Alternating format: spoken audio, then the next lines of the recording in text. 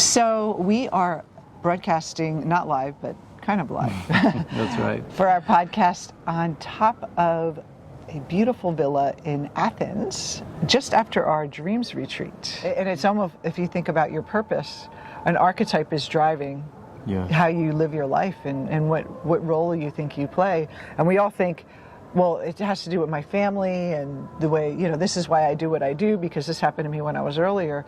But if you think about your siblings, how come they're not all wanting to do what you do? Like a lot of our clients want to be coaches and they want to help others, and no one else in their family wants to. So where did that come from? Where did that desire to teach, the desire to share? It didn't come from, I had a bad childhood, so I want to help others. That's the story, but underneath there's something more profound going on.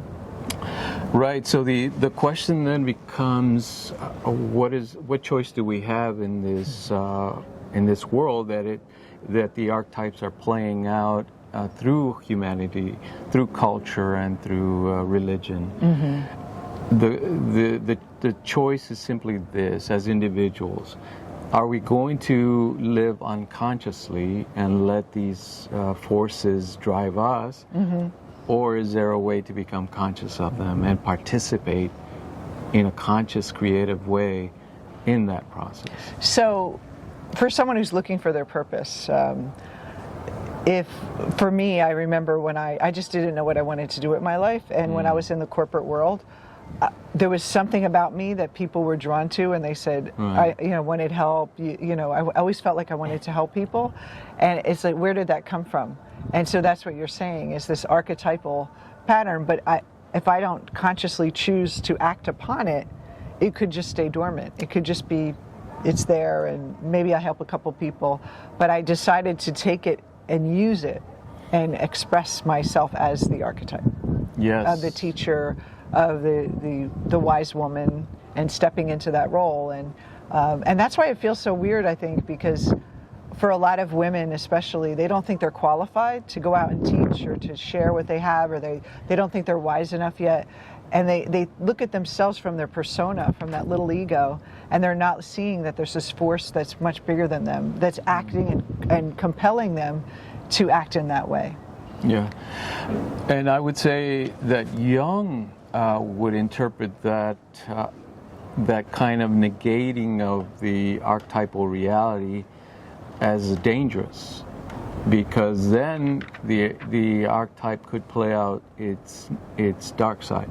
And so he saw every archetype having a light side and a dark side. So the helper becomes someone who can be harmful. That's right. That's why you see a lot of people that don't have the let's say the opportunity to understand that inner drive in them. They become frustrated and sometimes aggressive because they don't have a way to create. Mm-hmm. And without a sense of creating or a way of creating, the only option is destruction. So also too, say I was not aware, but I kind of took on the role of the teacher because it was like this kind of compelling, motivating force, but I wasn't individuated, and I see this a lot. I become my persona becomes the archetype, and it becomes basically an inflated persona where I become this, like, I am the great teacher. My ego gets kind of wrapped up in it, and I identify my ego as the archetype. And that could be a dangerous thing, because then the shadow of is the one who is harmful or someone who doesn't help people. And so I see this a lot in the coaching industry, women that do help, in the service industry in general, is that if they don't become conscious of this, they end up beating themselves up and feeling responsible for everyone's transformation. Mm-hmm. And then they feel this like heaviness and really hurt if someone is disappointed with the service they give. And I know I went through that too.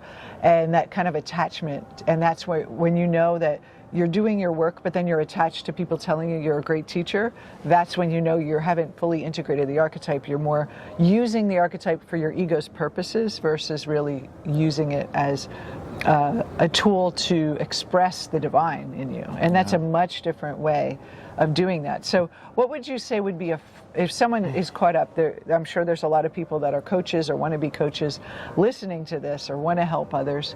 Maybe they're in other fields like nursing, helping professions, or even a parent that wants their child to be a good teacher or a teacher. What advice would you give them to recognize if this is happening and how to become more conscious so it doesn't bite them in the butt?